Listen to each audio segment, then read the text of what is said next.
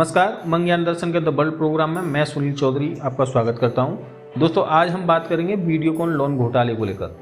इसको लेकर जानेंगे आखिर क्या मामला था वो और किस तरह इस पर कार्रवाई हो रही है। सीबीआई इस मामले को लेकर किस तरह से कार्रवाई कर रही है। सीबीआई ने सोमवार को यानी आज वीडियोकॉन ग्रुप के प्रमोटर वेणुगोपाल धूत को गिरफ्तार कर लिया है। धूत की गिरफ्तारी 3250 करोड़ रुपए के लोन में कथित अनियमितता को लेकर की गई है। असल में यह लोन चंदा कोचर ने ही उनको दिया था जब वे 2012 में आईसीआई बैंक की सीईओ थी। इससे पहले सीबीआई ने चंदा कोचर और उनके पति दीपक कोचर को हिरासत में जेल भेज दिया है।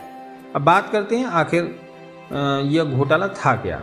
असल में चंदा कोचर जब सीईओ बनी आईसीआई बैंक की तो उन्होंने सीईओ बनने के 2 साल बाद 2011 में उन्हें पद्म भूषण से भी सम्मानित किया गया था।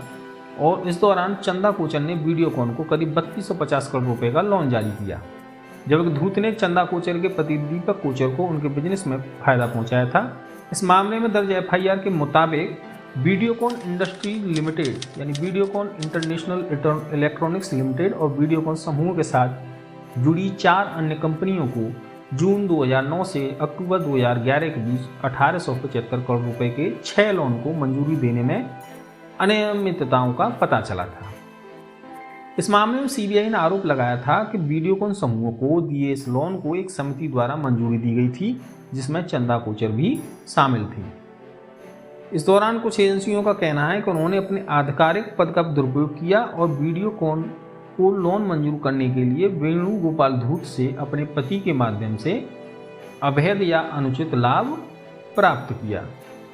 अब ये खेल कैसे शुरू हुआ जो सामने आया, वो सामने जब आया कि अक्टूबर 2016 में जब अरविंद गुप्ता आईसीआई बैंक और वीडियोकॉन ग्रुप दोनों में निवेशक थे, उन्होंने लोन देने में गड़बड़ी को लेकर चिंताएं जाहिर की। उन्होंने आरोप लगाया कि चंदा कोचर ने साल 2012 में वीडियोकॉन ग्रुप के नाम पर 3250 करोड़ रुपए की लोन को जो मंजूरी दी है और इस लोन के बदले में कंपनी ने न्यू पावर रिन्यूएबल के साथ डील की थी जिसके मालिक चंदा कोचर के पति दीपक कोचर थे। गुप्ता ने इस मामले को लेकर प्रधानमंत्री, आरबीआई और कई दूसरी अथॉरिटी को उसकी जांच की मांग करते हुए लिखा था, लेकिन उस समय उसकी शिकायत पर किसी ने ध्यान नहीं दिया। यह पूरा मामला सुर्खियों में मार्च 2008 में तब सामने आया जब एक अन्य व्यक्ति ने बैंक के शीर्ष मैनेजमेंट के खिलाफ शिकायत की। इसमें चंदा कोचर भी शामिल थे। उस व्यक्ति का आरोप था कि बैंक ने जानबूझकर साल 2018 और 2016 के बीच कई लोन अकाउंट्स के नुकसान पर ध्यान नहीं दिया, जिससे प्रोविजनिंग कॉस्ट बचे। 30 मई को आईसीआईसीआई बैंक ने भी बढ़ते दबाव के चलते मामले में जांच शुरू कर दी और इस बीच सेबी ने भी कोचर को नोटिस भेजकर जवाब मांगा। उन्होंने इसका रिप्लाई नहीं दिया। जांच आगे बढ़ाने के साथ चंदा कोचर ने अपने पद से जल्दी रिटायर होने का आवेदन और कर दिया। बैंक ने इस बात को 4 अक्टूबर को मंजूरी दे दी। अब इसमें आगे होता है कि चंदा कोचर ने इस मामले में भारी विवाद के बाद 4 अक्टूबर 2018 को अपना पद छोड़ दिया। 22 जनवरी 2019 को सीबीआई ने चंदा कोचर, दीपक कोचर और वेणुगोपाल धूत और उनकी कंपनियों के खिलाफ धोखाधड़ी और आपराधिक साजिश के आरोप में भ्रष्टाचार निरोधक कानून के तहत एक एफआईआर दर्ज की थी।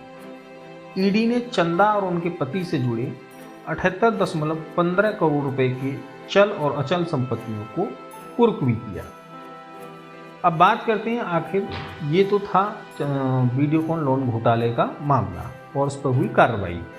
अब बात करते हैं थोड़ी सी हम चर्चा करेंगे चंदा कोचर के सफ़र की, क्योंकि कभी वह दुनिया की 100 प्रभावशाली महिलाओं में 20वें स्थान पर थी जब फोर्ब्स ने लिस्ट जारी की थी। असल में चंदा कोचर ने एक मैनेजमेंट ट्रेनिंग के रूप में 1984 में आईसीआईसीआई बैंक से अपने कैरियर की शुरुआत की थी। कोचर को उस समय के ग्रुप चेयरमैन केवी कामत का भी फेवरेट माना जाता था और इसके साथ उन्होंने 1990 में आईसीआई बैंक को एक रिटेल लेंडर से कॉमर्शियल बैंक बनाने में बड़ी भूमिका निभाई थी। 2009 में जब उन्होंने बैंक प्रमुख का पद संभाला था तो उन्हें कामत के उत्तराधिकारी के रूप में चुना गया था। उनको मिली इस बढ़त के बाद शिखा शर्मा, जो एक्सिस बैंक की पूर्व प्रमुख थी, वह बाहर हो गई, जो रैंकिंग में उनसे वरिष्ठ थी। इससे पहले वह बैंक में प्रबंधन में मुख्य भूमिका और रिटेल बिजनेस का चीफ फाइनेंशियल अफसर थी। इसके बाद अगर हम बात करें कि उनके चंदा कोचर के कार्यकाल में आईसीआईसीआई बैंक का प्रदर्शन क्या था, तो प्रदर्शन के लिहाज से देखा जाए तो चंदा कोचर के कार्यकाल में आईसीआईसीआई बैंक सिस्टम में दूसरा सबसे बड़ा और निजी बैंकों में सबसे बड़ा बैंक था। लेकिन उनका कार्यकाल समाप्त होने के साथ ही वह तीसरे स्थान पर फिसल गया और एचडीएफसी के बाद वो उसका दूसरा स्थान आ गया था। तो दोस्तों ये थी संक्षेप में एक महत्वपूर्ण चंदा कोचर और उनके लोन घोटाले को लेकर जानकारी। उम्मीद आपको ये बेहतर लगी तो प्लीज़ वीडियो को लाइक कीजिए और चैनल को सब्सक्राइब कीजिए। धन्यवाद।